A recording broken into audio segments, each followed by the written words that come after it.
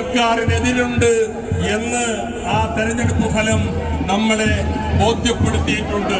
ഇവിടെ എനിക്ക് മുമ്പ് സംസാരിച്ച നേതാക്കന്മാര് പറഞ്ഞ പോലെ ശബരിമലയിലെ പവിത്രമായ സ്വാമി അയ്യപ്പന്റെ ആടയാഭരണങ്ങൾ പോലും മോഷ്ടിക്കാൻ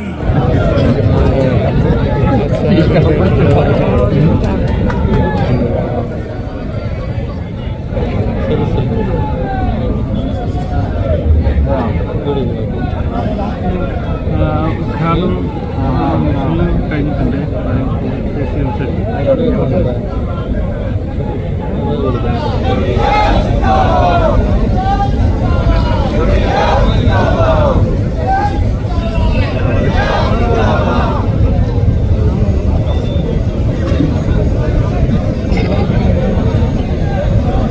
ഇന്ന് കാസർഗോഡ് നിന്ന് ആരംഭിച്ച് 7-ാം തീയതി തിരുവനന്തപുരത്തേക്ക് വരെ കേരളത്തിലെ രാഷ്ട്രീയ മാറ്റം വിളിച്ചോതുന്ന അതിബൃഹത്തായിട്ടുള്ള ഒരു യാത്രയുമായി മുന്നിട്ടിറങ്ങുന്ന കേരളത്തിൻ്റെ ഏറ്റവും പ്രിയങ്കരനായിട്ടുള്ള പ്രതിപക്ഷ നേതാവ് ശ്രീ വി.ഡി. സതീശൻ, അഖിലേന്ത്യാ കോൺഗ്രസ് കമ്മിറ്റിയുടെ ഏറ്റവും പ്രിയങ്കരിയായിട്ടുള്ള ജനറൽ സെക്രട്ടറി, കേരളത്തിലെ ഏതൊരു അതിനുള്ള എല്ലാ പിന്തുണയുമായി ഞങ്ങൾ കൂടെയുണ്ട് എന്ന്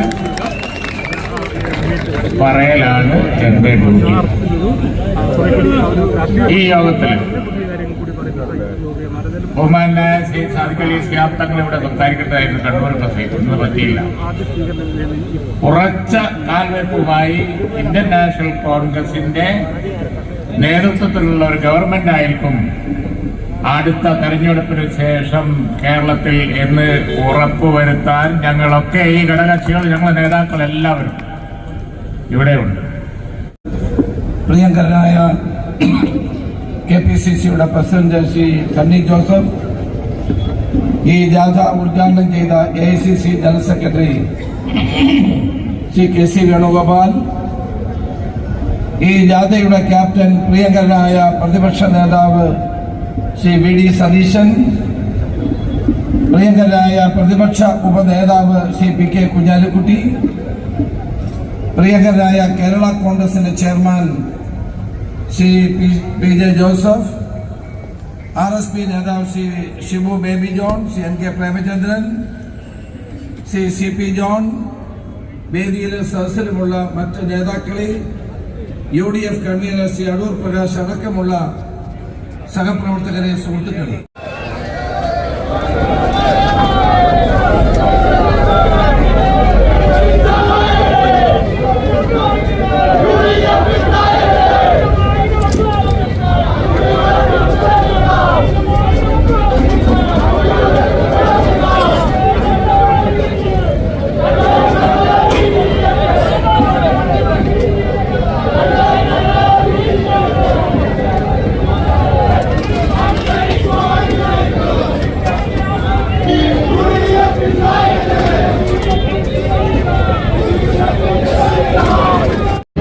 കേരളത്തെ വീണ്ടെടുക്കുവാൻ, ജനാധിപത്യവും മതേതരത്വവും കാത്തു സംരക്ഷിക്കുവാൻ, ജനാധിപത്യത്തിന്റെ പുതിയ കാൽവെപ്പുമായി, മതേതര സങ്കല്പത്തിന്റെ ചുവടുവെപ്പുമായി, കേരള മണ്ണിന്റെ നന്മയ്ക്കായി, ഈ നാടിന്റെ ഐക്യത്തിനായി, പുതിയ സൃഷ്ടിക്കായി UDFന്റെ നേതൃത്വത്തിൽ സപ്തഭാഷാ സംഗമഭൂമിയായ കാസർഗോഡ് കുമ്പളയിൽ നിന്നും AICC സംഘടനാകാര്യ general secretary KC Venugopal MP ഉദ്ഘാടനം ചെയ്ത് കൈമാറിയ UDF പതാക അഭിമാനപൂർവ്വം നെഞ്ചോട് ചേർത്ത് പിടിച്ച് കേരള